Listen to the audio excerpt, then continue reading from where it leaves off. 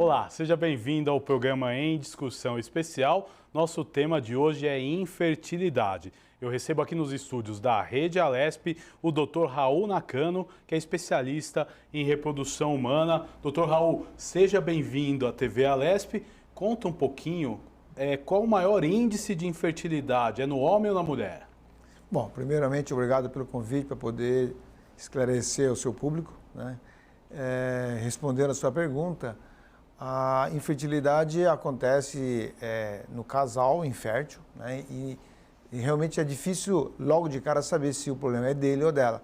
Mas, de modo geral, um pouco mais da metade é o fator feminino e talvez um pouco menos da metade. Mas também não é tão pouco assim. Hoje se fala em torno de 40% a 45% é fator masculino e em torno de 50% ou de 40% a 50% seria fator feminino, né? Tem uma causa um pouquinho maior, talvez, do lado feminino, mas masculino não é tão pouco quanto se imagina. Agora, a medicina pode ajudar de que modo, de que maneira, doutor? Bom, hoje a medicina, diferente de últimos 30 anos atrás, tem muito mais informações, né? Então, não só na investigação e para saber a causa, a gente hoje tem mais recurso para saber a causa da infertilidade, né? E, consequentemente, com isso, a gente tem muito mais recurso para oferecer um tratamento, né? Então, isso, hoje, a gente diria que tem muito mais condições de oferecer aos casais inférteis. Diferente de 20, 30 anos atrás, que tinha uma entidade chamada esterilidade sem causa aparente, quer dizer, o fato que não é que não tinha uma causa, o fundo é que não tinha talvez recurso suficiente para poder chegar a uma conclusão, o porquê esse casal não conseguia engravidar. Doutor Raul, vamos por partes. Tá. Na mulher, quais os fatores primordiais de infertilidade? Bom, eu costumo dividir de maneira bem simples para poder entender. Eu divido em 4 causas básicas, né? Uma das causas que a gente vê muito é o fator tubário. A trompa da mulher, na verdade, é uma das causas mais frequentes que sofre influência do processo inflamatório, pós-cirúrgico, né? É a primeira causa mais frequente. Depois também temos a causa uterina, algumas pacientes que têm algum processo inflamatório na cavidade uterina ou mesmo a presença de um pólipo, que é um tipo de um pequeno tumor. A causa ovariana e hormonal, porque ambos estão andando juntos, né? Então essa seria a terceira causa. E a causa masculina, que engloba a qualidade do sêmen, onde é importante a qualidade, a quantidade e a morfologia. Então, basicamente, essas 4 causas, a gente chama de fatores de infertilidade, às vezes acontece de maneira isolada, né? Mas diria que mais de 1/3 das vezes pode acontecer de maneira associada, um fator com o outro em conjunto, levando uma infertilidade. Agora, elas têm alguma idade que começa a acontecer durante toda a vida? Qual o público que procura mais, doutor? Bom, falando em idade, a idade, à medida que vai passando, vai modificando. Eu diria que assim, em torno de 20 a 25 anos de idade, em torno de 5% das pessoas têm alguma dificuldade. Com 30 passa para em torno de 10%. Com 35 passa para em torno de 20% dos casais tem alguma dificuldade. Com 40 anos já praticamente metade dos casais tem que procurar a infertilidade. Isso significa que com a idade a fertilidade vai mudando, principalmente do lado da mulher, né? Então o óvulo ela tem como se fosse um tempo de validade. A mulher nasce com uma quantidade, ela nasce com estoque de óvulos. E esse estoque vai mantendo desde a primeira menstruação, que é a tal da menarca, e vai mantendo, mas só que ela começa a perder como se a sua vitalidade, o seu poder fecundante a partir dos 35. Então, nessa fase é a fase que, vamos dizer, ela goza com a plenitude da fertilidade. E a partir de então começa a cair rapidamente, né? Então, é interessante colocar essa questão, porque as pessoas hoje estão casando mais tarde, estão tentando ter filho mais tarde, investem na sua carreira profissional e estão tendo a primeira criança muito tarde, depois dos 30, 35. Isso, biologicamente, não é legal, porque biologicamente o corpo do ser humano foi feito para ter os primeiros filhos após os 20 e talvez até os 30. Se possível, não mais após os 35 anos de idade. Mas a sociedade hoje está atrasando, então há uma dissociação entre o melhor momento biológico e o melhor momento social. As pessoas estão casando tarde, tentando filho mais tarde, investindo na carreira profissional e estão chegando um pouco atrasado nos nossos serviços. Então isso serve até de alerta para o nosso público, que assim, não é legal deixar para depois, né? A medicina hoje, como você disse, tem bastante recurso, mas assim, enquanto mais tarde os recursos vão diminuindo e vão ficando mais difíceis, talvez até um pouco mais caro. Agora, doutor, então existem casos, por exemplo, de um casal jovem tem um filho, aí vai tentar engravidar mais velho e não consegue e não entende, porque de repente já teve o filho e essa dificuldade para engravidar da segunda vez. Existem casos assim, então? Sim, sim. Ou então de rotina, casais que têm 2 filhos, cada um tem o seu filho e não conseguem engravidar juntos. Sim, correto. Na nossa rotina isso é muito frequente, né? Porque o tempo passou, na cabeça do casal as coisas continuam iguais, mas na prática as coisas mudaram. Isso é real. Agora, doutor, quais doenças causam infertilidade, tanto no homem quanto na mulher? Quais as doenças? Isso. Então, como eu dividi em fatores, né? Então, assim, falando de maneira mais fácil, no fator... Por exemplo, existia um mito, cachumba, de repente pode descer. Isso é verdade? Sim. A cachumba faz com que o vírus, ocasionalmente, pode atacar o testículo e, com isso, fazer com que a produção seja comprometida, né? Então, é uma possibilidade, sim. Existem as doenças venéreas também, que, dependendo, se não for tratada adequadamente, pode comprometer a próstata, pode comprometer o canalículo que liga o testículo à vesícula seminal, que é o tal do canal deferente, também pode ser comprometido, né? Então, tem essas possibilidades, sim. Algumas doenças adquiridas levando a uma dificuldade. E os homens, por exemplo, que passam por um câncer, eles conseguem, tem algum problema com tratamentos de quimioterapia, etc. Isso afeta a infertilidade? Hoje nós estamos numa fase muito interessante, não só como no homem, como na mulher. No homem já talvez já é mais consagrado. Se você tem um tumor testicular, você pode fazer uma coleta de sêmen e deixar guardado. E hoje esse fato na mulher também é possível. Então, se a mulher, principalmente no caso das pacientes onde o câncer tem cura, para você ter uma ideia, hoje a gente tem alguns tipos de câncer que a índice de cura atinge 90%. Por exemplo, a mama, o índice de cura ultrapassa 90% de chance. Então, assim, são câncer que, uma vez tratado, a paciente futuramente, talvez, se não tiver filho, vai querer ter filho. Então, esses casos é um caso muito clássico.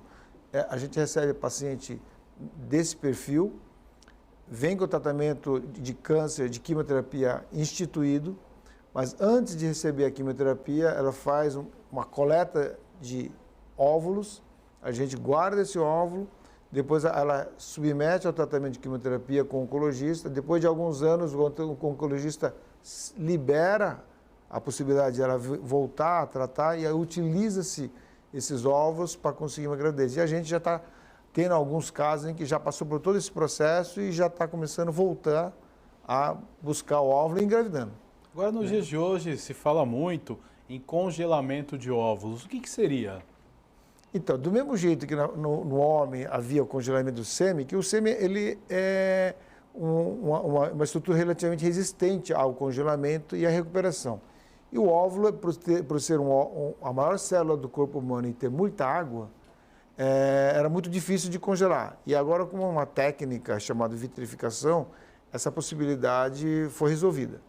Então, hoje a gente pode guardar o óvulo da mulher, então a gente congela o óvulo e pode ficar anos guardados aí. O único problema é que a mulher tem que receber de volta antes dos 50 anos, né? Porque depois de 50 anos, biologicamente, ela já não estaria independente de qualquer coisa, mesmo ela guardando o óvulo quando é jovem, ela só pode até os 50 anos, é isso? É que a gente coloca 50 como biologicamente não é legal, porque ela corre alguns riscos da gravidez. O senhor já teve casos com mulheres mais velhas que isso ou não? Já tive e não aconselho, porque realmente assim, é bastante arriscado, porque ela acaba tendo algumas intercorrências no pré-natal, durante o parto. Então, assim, não que não possa, mas tem que ser muito bem esclarecido pelo médico e tomar uma decisão em três. O paciente, o marido e o médico ver os prós e os contras. De preferência, não ter nenhuma patologia associada.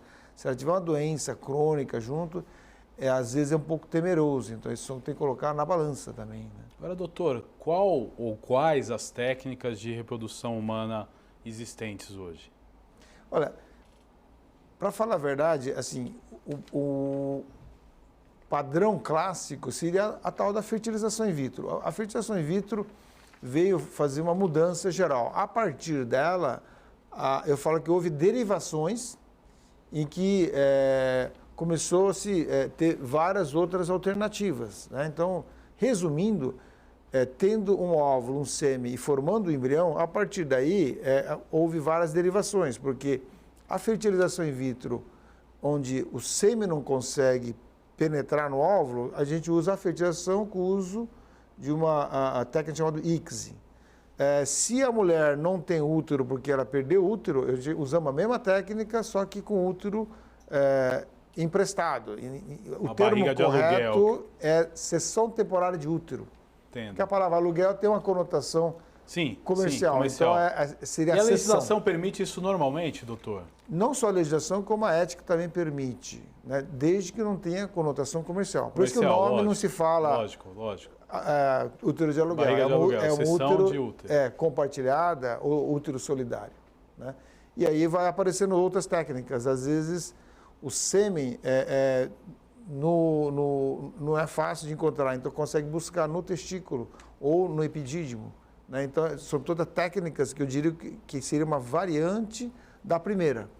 Então, a partir do momento em que desenvolveu a técnica de fertilização in vitro, apareceu-se várias outras variantes, que eu chamo de derivações, em que, dependendo caso a caso, vai se modificando a técnica de reprodução assistida.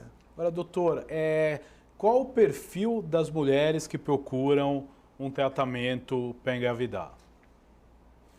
Olha, a princípio, o perfil seria as mulheres que, primeiro, que tiveram alguma dificuldade em engravidar, mas cada vez mais, devido à mudança de comportamento da mulher moderna, as mulheres estão vindo mais tarde. Só para você ter uma ideia, há uns 20 anos atrás, as mulheres vinham, em média, com 35 anos de idade para fazer seu primeiro tratamento. Na minha clínica hoje, essa média é em torno de 38 a 39 anos de idade, que já aumentou a média da idade. E nos países do primeiro mundo já é 40 anos a idade média das pacientes que vêm procurar. Quer dizer, o perfil está mudando. As mulheres estão procurando o serviço cada vez mais tarde. Possivelmente pelo fato da longevidade e investimento na carreira profissional está fazendo com que casam mais tarde. Né? Correto. Exato, entendo. Doutor, um outro fator, qual que é a diferença entre, se é que existe diferença, né, entre inseminação artificial e fertilização in vitro? São dois processos distintos, né? A inseminação normalmente quando o sêmen está um pouco alterado, ele não consegue desempenhar o fato de subir na cavidade do útero, na trompa e fecundar. Então a gente pega o sêmen do marido, fortifica, né? A gente chama de capacitação, e coloca no dia da ovulação dentro do útero da mulher, né? E aí o resto, o sêmen faz sozinho, atravessa a trompa, promove a fecundação e aí a gravidez continua. Na fertilização já muda.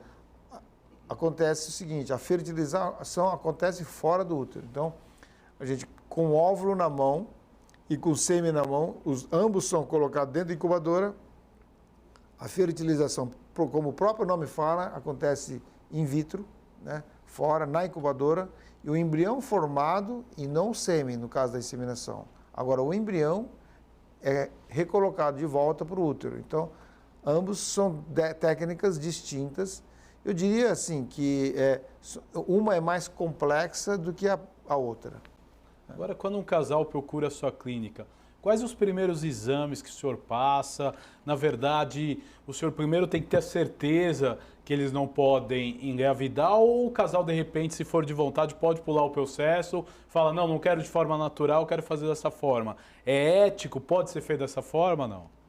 Bom, normalmente, os casais vêm depois de algum tempo tentando. A definição da infertilidade é um casal que durante um ano que não evitou, não usou nenhum método contraceptivo, tendo relações sexuais habituais, né, e que não conseguiu uma gravidez com sucesso, né, esse casal é um casal, por definição, infértil.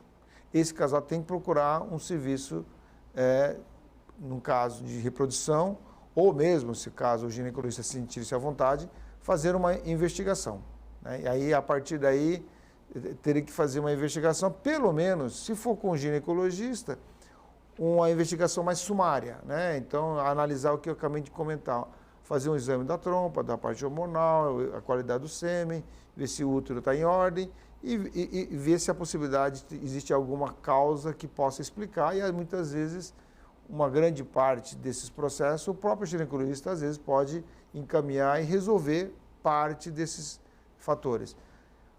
Alguns casos são um pouco mais complexos e ele acaba encaminhando para um profissional da área de reprodução humana, e aí ele talvez complementa essa investigação, às vezes acaba aparecendo algum fator um pouco mais complexo, às vezes exige um tratamento um pouco mais complexo. Existe um tal de academicismo. A gente vai procurar as causas, teoricamente, você corrigindo a causa, teoricamente a gravidez é consequência, né? Mas, quando a paciente vem muito tarde, depois dos 35 anos de idade, é considerado tarde, com 40, então é considerado muito tarde. Se bem que as mulheres hoje com 40 se acham muito jovens, concordo que elas são jovens. Houve uma mudança na sociedade. Né? Mas biologicamente elas estão num momento desfavorável. Então, essas pacientes, há uma tendência de oferecer um tratamento que dê mais resolutividade. Agora, por exemplo, se a mulher ela tem a primeira menstruação mais cedo, ela vai ser infértil mais cedo, ou não existe essa lógica? Não tem uma relação direta, não, né? Um ou outro caso, por uma patologia associada, talvez, mas de modo geral, não. Agora, doutor, outro fator importante, o que é o banco de sêmen? O próprio nome fala, né? São sêmens de doadores voluntários que cedem para um local que a gente chama de banco de sêmen e ficam guardados. E casais onde o marido não tem a produção de espermatozoide pode ir lá escolher o seu sêmen, normalmente é parecido com as características físicas, que a gente chama de características fenotípicas, onde a cor do cabelo, cor do olho, cor da pele, né, é feita toda essa análise. Tipo sanguíneo, RH, são muito parecidos, né? E eles, hoje em dia, tem até um programa, chama de match, que o próprio programa tende a cruzar os dados e te oferece uma semelhança, vamos dizer, física maior desse ou aquela amostra.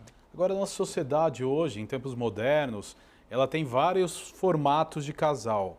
Existe muita procura de casais do mesmo sexo pela fertilização? Hoje é mais frequente. Eu diria que, assim, há uns 4, 5 anos atrás eram ocasionais, uns 3 anos atrás frequente, ultimamente eu diria que é uma coisa relativamente frequente. Entendo. Acontece muito na sua clínica. Acontece. Entendo, doutor. Um outro fator, a gravidez é feita através de fertilização, através de um processo de reprodução humana.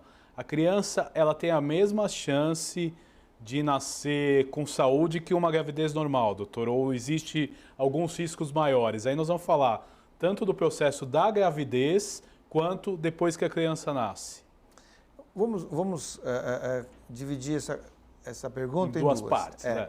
Uma vamos dizer, vamos dizer que tem um casal onde uma mulher ela perdeu as duas trompas. Então, o óvulo não foi comprometido e o sêmen também não está comprometido. Então, se for natural, seria concebido naturalmente e nasceria. Nesse caso, se eu faço a fertilização, né, porque a mulher não tem a trompa, então juntaria o óvulo e o sêmen, formaria embrião e os resultados é praticamente a mesma coisa. Agora vamos para o segundo caso. O segundo caso é o seguinte, o homem tem um sêmen muito baixo, ele nunca conseguiria fazer com que engravidasse, mesmo com a inseminação, só se for pegar o sêmen e introduzir dentro do óvulo da mulher em questão. Então, assim, essa pessoa nunca iria ter uma prole dele, só se fosse com sêmen doador. Mas ele passa a ter. Concorda que esse sêmen, se deixasse na natureza, ele não fecundaria naturalmente? Exato. É a técnica que está ajudando. Então, esses casos, o sêmen já é um sêmen, entre aspas, comprometido. Se você jogar isso na estatística, ele tem um valor sutil, coisa de 0, alguma coisa, mais frequente, algumas alterações na prole, ou mesmo no próprio prognóstico. Então, assim, se a gente colocar, dependendo do grupo de pacientes que nós estamos falando, há uma diferença sutil. Né? Então, não sei se eu respondi a sua pergunta. Agora, não tem, mas em alguns casos tem. Essa seria, talvez, o resumo da história. Agora, e no nascimento, uma gravidez feita no modo tradicional e uma reprodução humana, as crianças têm a mesma chance de ter saúde ou a criança que fez uma reprodução humana pode ter problemas? Olha, é o seguinte, de modo geral, assim, eu acho que nossa explicação aqui é para o leigo. Então, sim, de modo geral, lógico, não tem diferença.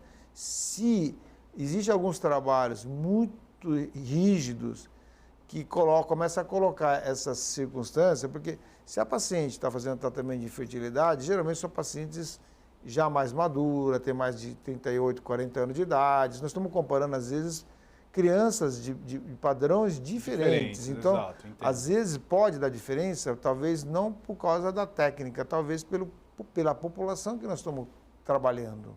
Né? Então, exato, teria que tomar cuidado. Se existe essa diferença, parece que em alguns casos tem uma diferença, mas não é gritante. São diferenças sutis. Agora nós falamos na questão do banco de sêmen. E a barriga compartilhada? Existe algum banco, algum cadastro? A pessoa que faz a opção, ela pode escolher? Como é que funciona isso? A respeito do útero solidário? Exato. Existe uma resolução do Conselho Regional de Medicina que fala que a barriga solidária é permitida até parente do 4º grau. Então, assim, teoricamente, prima, tia, irmã, mãe, poderá oferecer o útero para sua irmã, para sua prima, né? Isso é permitido. Logo, normalmente, utiliza-se esse expediente, alguém da família gestando pela prima, ou pela filha ou para alguma tia. Então, isso é o mais frequente. Agora, tem gente que não tem tia, não tem prima, não tem ninguém que possa fazer isso. Aí tem que fazer um processo, encaminha todo o processo, tem todo um checklist para o Conselho Regional de Medicina do seu estado, e lá eles analisam, e aí, se tiver com todos os itens em ordem, resumindo assim, não pode ter conotação comercial, não pode ter troca, aí passa. Exato, entendo. Então é feita uma análise criteriosa, sim. E aí, nesse caso, as pessoas podem escolher quem vai estar com... Sim, geralmente são pessoas muito próximas, que foi criado junto, alguma amiga próxima, sempre tem algum elo de proximidade, não parenteral, né? Não. Sim. Agora, doutor, o tratamento de reprodução humana ainda é um tratamento que aqui no Brasil tem um custo altíssimo. Os planos de saúde e a rede pública já oferecem alguma opção ou ainda não? O que oferecem seria alguns serviços públicos, né? Então, por exemplo... Que são faculdades que fazem pesquisa, nesse sentido. Correto, normalmente voltado à pesquisa mesmo. Universidades que têm seu grupo de pesquisa, normalmente tem esse grupo de ambulatório que oferece esse tipo de serviço. Agora, doutor, qual a mensagem que o senhor pode deixar para os casais, né, que estão nos assistindo? É o que a gente explicou, o telespectador às vezes não conhece profundamente o assunto, e ele está passando por esse problema na vida, ele quer engravidar e não consegue. Qual o médico que ele deve procurar primeiro? É o ginecologista? Já é um especialista em reprodução humana? Qual o procedimento que o telespectador deve tomar? Acho que são duas coisas. Assim, esses casais mais jovens, né, eu acho que troca ideia com o seu ginecologista, no caso da mulher, ou o urologista, no caso do homem. Eu acho que, sim, os casos mais corriqueiros, acho que o ginecologista pode auxiliar, orientar, inclusive, se for jovem, acho que até pode tratar, orientar, para que ela entenda o processo da investigação, do tratamento. E numa dessas, acaba engravidando uma boa parte, né? E aí, aquelas pacientes que já têm mais idade, né? Ou o caso é mais complexo, aí eu acho que já seria interessante procurar um serviço de reprodução humana, né, em que tenha no seu ambulatório um projeto de reprodução assistida, e aí acho que é melhor já ganhar tempo para não ficar demorando para resolver a sua dificuldade de gravidez. Agora a pesquisa é essencial também, né? Entender um pouco sobre o assunto, procurar conhecer, né? Como funciona. Sim, eu acho que o próprio ginecologista pode dar um suporte inicial, né?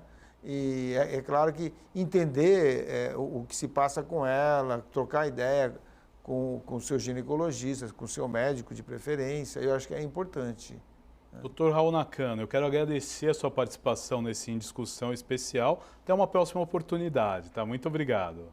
Eu que agradeço pela oportunidade de poder esclarecer, tirar algumas dúvidas aí. Foi um grande prazer da nossa parte. Muito obrigado. Este foi o programa Em Discussão especial de hoje. Falamos de infertilidade. Você pode ver e rever este e outros programas em nosso canal no YouTube. Até nosso próximo encontro. Valeu!